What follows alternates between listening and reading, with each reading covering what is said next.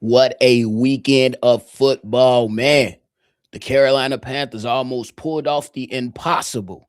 The Chicago Bears pulled off the impossible. And then on Sunday, we witnessed the Buffalo Bills close out the Jacksonville Jaguars. The San Francisco 49ers raise questions in Philly. What's next? What's next with them? And then the late night game Sunday night with the Los Angeles Chargers falling to the New England Patriots in a grudge match. Y'all know we're going to talk about the entire football weekend, but before we do so, you got to hear the music first. Welcome to your number one spot for all NFL news and content, NFL Central.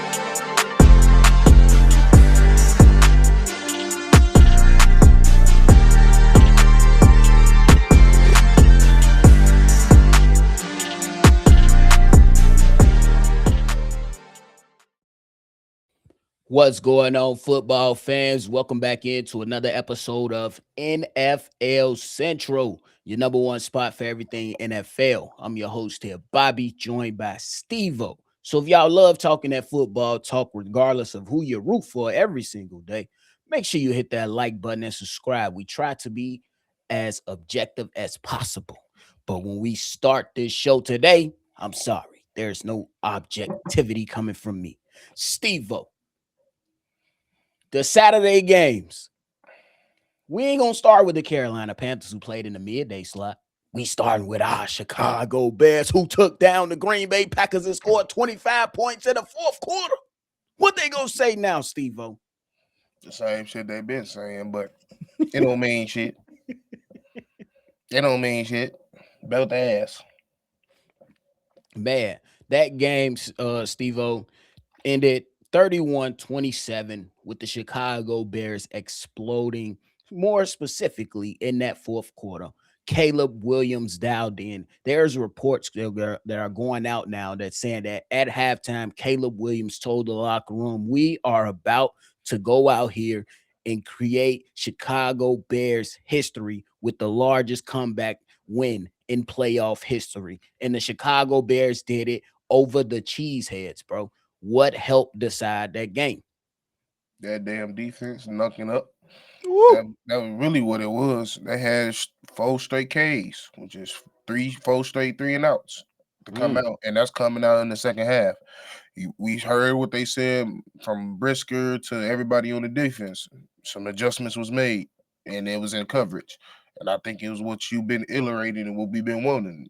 That man blitz turned into his own blitz. And then once that started happening, we was able to dial up some more pressure, but we was able to contain them on some plays. Don't get me wrong, they still got some big chunk plays in them throughout the game. But when it was time to get them off the field, we got their ass off the field, and that was a determining factor of us even getting in position to put our offense in the position to get us back into this game to have the greatest comeback. And when you have everybody on one accord, everybody has that same belief, everybody believing in each other, crazy shit like this happen. It's And just we've been crazy. seeing that shit all year. And at this point, it's almost an expectation at this point. We down in the fourth, we coming back.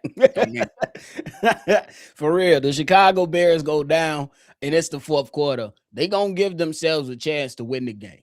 We seen examples throughout this season where the Chicago Bears attempted to come back and they didn't complete it, but we seen it more times than not that they were able to complete the comeback because certain teams are just built that way. They're the cardiac Bears this season. That's just what it is. That's what we have to just at this point realize.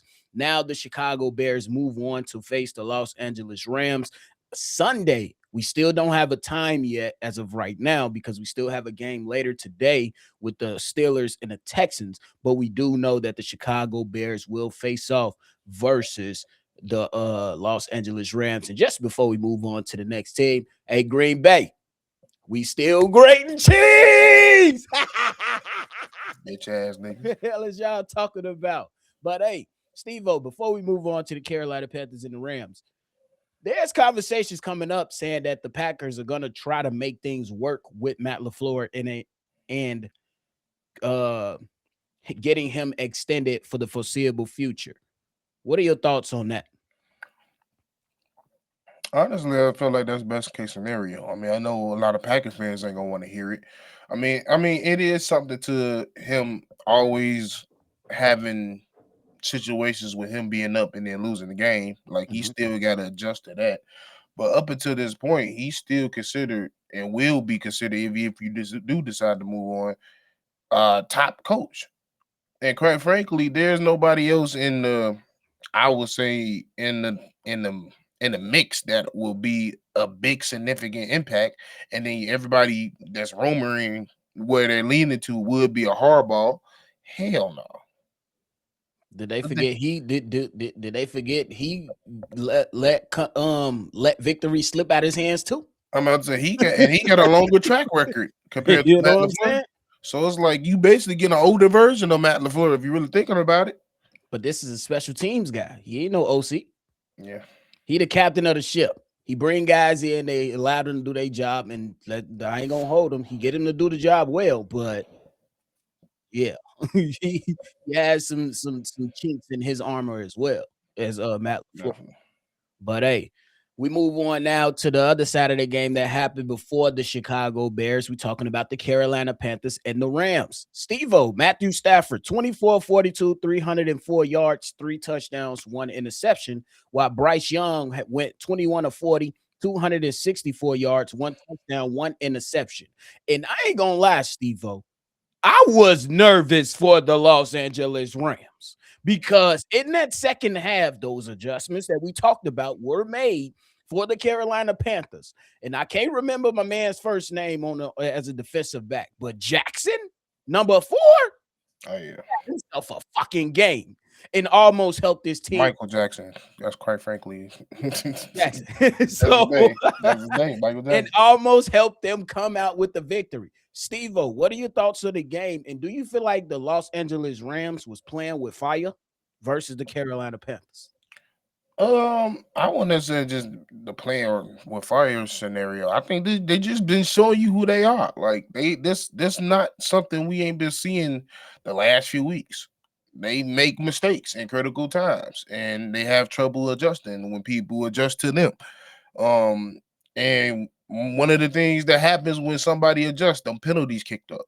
Mm-hmm. Them offensive line struggled a little bit, Mm-hmm. and when that happens, that's when you can muddy the game up. Now, to Carolina's credit, they do got a talented D line down there that was They do. creating some pressure down there. So credit to them. And that and they also, like I said it, multiple people said it. Like I said, in the playoffs, it's about matchups. I felt like the Panthers matched up with them well. You got two premier wide receivers, they got two premier corners, and Mm-hmm. they went at it. Yep. And quite frankly, they was this close from winning it. Mm-hmm. And if you're a Panther fan, you shouldn't feel you shouldn't be that down on it. You has it's a character building situation. Y'all just like us are ahead of schedule. Nobody saw y'all be in playoff contention at all. You made it, and you kind of have a direction of where you're gonna go with your quarterback. So yeah, I think when it comes to the Rams, they just kind of been showing who they are. I think that's a fair way to look at it too, because you just say, I don't know, Matthew Stafford was a bit uncharacteristic yesterday. No, Saturday. He was off target on a couple throws, bro. And I think that that they that hit when he threw a ball in like the third or oh yeah, third hit his quarter when he finger. hit it. Yep. Yeah, he was messed up after that. Yeah, I agree with that. And that was just, it was just weird though to just see like he was, bro. The Carolina Panthers could have had at least 3 picks. I'm not even gonna lie to you. They could have had at least 3 picks. But to your point, I think that was a key thing right there. But shout out to Coach Canales over there for the Hmm. Carolina Panthers, because you've Bryce Young, he still has ways to go in his development, but he looks way better than when we seen him a couple years ago, and Yeah, his ass was looking like a deer in headlights on most games. Like it was just got benched. absolutely, People forgot he yeah, got he got benched. benched Yeah, for Andy Dalton, the red rifle. who's still there? He's still there. Yeah, But I think that was to your point for the Carolina Panthers. I still think that's a hell of a way to play a playoff game and then look at the season and go into evaluating how you can get better. You have wide receivers, you have running backs and you can continue to improve that offensive line in your trenches defensively and wherever else you gotta patch up and move forward. Because Tech T Mac, he cold. Coker, he cold. Leggett, probably Y'all can move on probably from here not living up to the expectations, but he's at all. still serviceable. And you could just piece up, add on to that. Add on to that. You got Chuba Hubbard, you got Dowdle, you got some pieces on the defensive side, patch up that work. And you might be in you might be in a good spot moving into next year, especially in the NFC South, who the Atlanta Falcons are looking for a head coach. Todd Bowles with the Buccaneers. Yeah, we know Baker gonna ball, but that defense needs a lot of patchwork. And Mhm. hey, you better look out for the Saints because they got themselves a quarterback, and Kellen Moore cooked the last few games. So the Carolina Panthers, they have a path, but you gotta stay ahead of the curve, bro. Steve O, before we move on to the next game, how you feeling about the Carolina Panthers expecting uh to extend Bryce Young's 5th-year option? I like it. For sure. Like I just yeah, I just eager to see what the contract look like. Agreed. I think you got to play it out. You got to see what he do in year 5, Yeah, and there you go to the table. I don't think you should extend him nothing right now. major. Yeah, no. Yeah, nothing right now. You got to see it. Um, but now we move on to Sunday's games. Steve O, the Buffalo Bills, Josh Allen, he did it. He beat the Jacksonville Jaguars 27-24. Steve O, this man, Josh Allen, completed 80% of his passes, bro. One touchdown, 273 yards, one touchdown in the air, 2 touchdowns on the ground. He literally had an offensive lineman pick him up and run with him down 10 yards down the field, bro. What's your thoughts on the Buffalo Bills beating the Jacksonville Jaguars? It looked like the Panthers in 2015 all over again. Hmm. Explain. Josh Allen is literally willing his team. Like, I mean, the run game ain't how it should be. Who he throwing to? I mean, credit the defense playing serviceable, but still, they're bend and don't break. Literally, Josh Allen on multiple occasions in that game, just like, bruh, I gotta do it again. I gotta do it again, and he just go do it again. And then that's how I kind of feel with like it was with Cam Newton with them. That wasn't the most talented team all the way around. They had some talented spots around. They had some talented people around. They had the Luke Kuechly's of the world, some people on defense, some people on offense. But as a total team, you knew it was just Cam being special. And that's majority of what I'm seeing with the Bills, especially in the playoffs so far. He's special. And he was out there dealing to motherfuckers that I don't know who the hell Khalil's. I mean, I know who he is because he's pretty much been his premier target for the whole year. But he got Khalil out here looking like a real wide receiver. So like he out there throwing to 2, 3, 4 options, making them one options. It just shows you like for everybody that was mad about him winning the MVP last year, do the MVP. He just is. Steve O, we just got to come out and say it, bro. Josh Allen, the best football player in the game right now. Yeah. Josh Allen is the best NFL player. That's just what we got to call it. Yeah. He don't have a Travis Kelce. He don't have a Derrick Henry. You got fucking Brandon Cooks though. I mean, Cooks. That motherfucker cold though. He I can't cold. lie. They just don't use him. Yeah, exactly.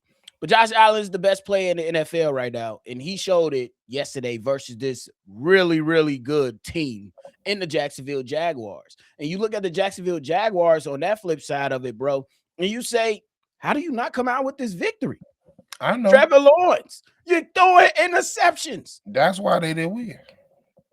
Travis, at the end of the day, as much as Travis Lawrence had a good year, and the last Trevor Lawrence, I said Travis, yeah, Trevor Lawrence, he did what Sunshine do in playoffs. He turned the ball over, and he turned the ball over at the wrong time. You didn't. He ain't necessarily. No, he ain't have a good game. 18 for 30, 207, touchdowns, 2 picks. Couldn't really You get the running game going that much. It was decent at most, but yeah, it just wasn't enough. When you go up against Josh Allen, you got to be prepared to outplay him, and you didn't outplay him, kinda. Yeah, you can't you when you play Josh Allen, who has a history like everybody was falling in love with. Josh Allen hasn't won a playoff game on the road. So what? Do we still not see bro show up? A lot of the times we see Josh Allen go home is because his defense stinks. But he just won on the road just now. Shit. Oh, So the real. He shows up. So if you're Trevor Lawrence and you're the Jacksonville Jaguars, ain't no participation trophy, bro. I don't care if that reporter was out there glazing your head coach in his job this season. you You good lost guy, because your baby. quarterback Hold your was head terrible. up high, baby. It's okay, baby. Nah, It's all right. Hold your head up high, and you baby. know that's a down south ass grandma. Come on, I baby. ain't gonna lie, I felt good for her. I was like, yeah, Liam. He drove home a little happy after that. He did. Oh, the real, you should have hit that with that Duval. And But no, you cannot do that. You cannot. You got to show up. You I got ain't to gonna show lie. up. Now, Steve-O, the Buffalo Bills take on the Broncos next week. That is going to be a game to watch. And it's happening on Saturday. Time TBD. Oh my God, I can't wait to watch that one. That's gonna be so cold. Great quarterback versus great defense. Oh, bro, let's go. I can't wait to see it. Now, Steve-O, we move on to the midday game of Sunday. 49ers beat the Philadelphia Eagles 23-19. Brock Purdy, A hospital Niners. or the real Brock Purdy, 18-31, 262 yards, 2 touchdowns, 2 interceptions. Jalen Hurts, 20 of 35, 168 yards, 1 touchdown. George Kittle tears his Achilles. A.J. Brown drops the crucial catch. Steve-O, what's your thoughts on the 49ers beating these Eagles, bro? It was weird because the Eagles came out playing good football the first half. Playing real good football. So I'm Bro, sitting here like, okay, this ain't the same. This is the Eagles I saw at the beginning of the season where everybody was, I felt like was doing a little too much before everything came to fruition. But yeah, like I was like, okay, they willing and dealing. They got a nice little flow going, and then as we know, you just got predictable because y'all started running the same fucking plays back to back to back to back to back. stupid. Running plays against defenses that didn't work. Running plays because there's schemes that not even fit for that defense. It was just stupid. Like once she got out of the half, they muddied up the game. Okay, we ain't got our tight end no more. We gotta find whatever possible to get Christian McCaffrey the ball. Whether it's toting this motherfucker, whether it's a screen, whether it's an angle, a pass, no matter. We getting Christian McCaffrey the ball, and he ran that motherfucker. He caught that motherfucker. And he did everything he needed to do. Surprised he ain't throw that I'm motherfucker. surprised he ain't throw that motherfucker. But speaking of throwing that motherfucker, how the fuck y'all get fucked up on the reverse flicker? Y'all let not Greg whatever his name is, Jennings, who I did find out was a 4-star quarterback coming out of high school. You let this motherfucker, he got smoked, but threw a dime. Bro. Once I seen that, I said, it don't look too good. And then you just get to that final drive, and I'm just sitting here like, did this nigga just call the same play 2 plays after he just ran that same play? Bro. Are y'all seriously y'all ran 10 plays and 8 of them was in the same formation? Bro. And 8 of them looked the same. I was like, Kevin Patullo, fuck going back to college. You need to go back to high school. Bro. Because this offense is elementary as hell. As hell. It was so they didn't need Fred Warner out there. It was so easy. What Dallas Garland at? Are you going to the middle? Slap. Game over. Steve-O, this is about to piss you off. The only time the Eagles was under center was to run the ball. That ain't fooling nobody. That is not fooling That's anybody. actually telling on yourself. Oh, so when they in shotgun, they pass, and when you get under center, they running. That's what I'm saying. It's telling on yourself. The schematics is so stupid, and your season is on the line, 4th and 11. You want to run 4 verts? 4 verts? The hell you think you got out there? Brandon Cooks? Into zone coverage? It's not gonna work. Fuck that. It was the meshing zone. I'm like, nigga, you can't even run meshing zone. It's a man beater, nigga. Everybody know that. Niggas on Madden know that. This nigga ran a mesh concept in goddamn zone. I'm like, yeah, this Kevin Tino, dog. You might as well. I ain't gonna lie, bro. I know that FedEx truck was already at the crib before he got there. Bro, yeah, he gotta go. Like it don't, and this is why I feel bad for Jalen Hurts. Every single year, bro, he has to change his offensive coordinator. Since he became starter, he has to change his offensive coordinator because they've taken head coaching jobs or they just suck and get fired. Yeah, and they trying to act like, oh, he just so limited. No, he ain't. No, he ain't. He running the plays the nigga tell him to run. I said, y'all ain't gave that nigga one easy pass in the last 10 weeks. Bro, it's sad. It's sad. Now, Steve-O, what you think about AJ Brown and them drop passes, bro? I'm done talking about AJ Brown. I ain't even gonna lie to you. I feel like that's the right way to talk about it. Like, I really don't have nothing else to say about it. If you ain't trading this nigga, ain't nothing to talk about. Trade him. Get him over with. It's done. Should have been traded him. Yeah, bro. For AJ Brown, I think his tenure in Philly is coming to an end. You can't go out there and talk all that mess all throughout the season and then eventually shut up and then come out there in the biggest game of the season and drop 3 catchable passes to help the team. It is time for the Philadelphia Eagles to trade AJ Brown. Divorce is empty. No, divorce is empty. It's time. Hi, Steve-O. Last game before we get up out of here. Los Angeles Chargers versus New England Patriots. Not one of the most exciting games, to keep it a buck with you, but it is one of those you got to wipe your nose, you know what I'm saying? Because the snot coming out because Muff is playing hard and getting knocked around. Patriots win 16-3 over the Chargers.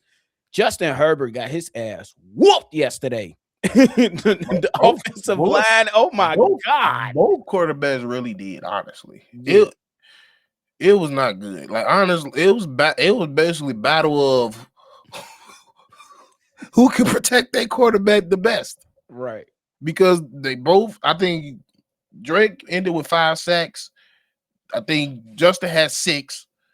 Yep. I think he had like 33. The Chargers got 33 pressures on him. What? Yeah, that's ridiculous. But it's even worse. The Patriots got almost 40 pressures on Justin Herbert. That's fucked up. That's worse. So like, it was literally like. It was a defensive game, of course. Like, you could see from the goal, the score, from the score. Like, it was basically who defense is better. And honestly, it wasn't even what team defense is better. It's really what team was more healthier, because that's really what's going on with the Chargers. I'm not gonna sit here and crucify the Chargers. The fact they won 11 games with that fucked up of an O-line that they've been dealing with is amazing. The fact that Justin Herbert is playing with a broken hand, and still out there is trying to do shit on top of getting his ass whooped, and it was just nothing out there for him. They couldn't get a run game going. Majority of the run game was him. Fact. He had 10 rushes for 57 yards. Yep. So when you don't have that, you don't really have no premier wide receivers. They couldn't get no separation. And even when they did get separation, they got home because the O-line could hold up. And it was kind of the same scenario with New England. The difference is they was able to tote the ball better. Yep.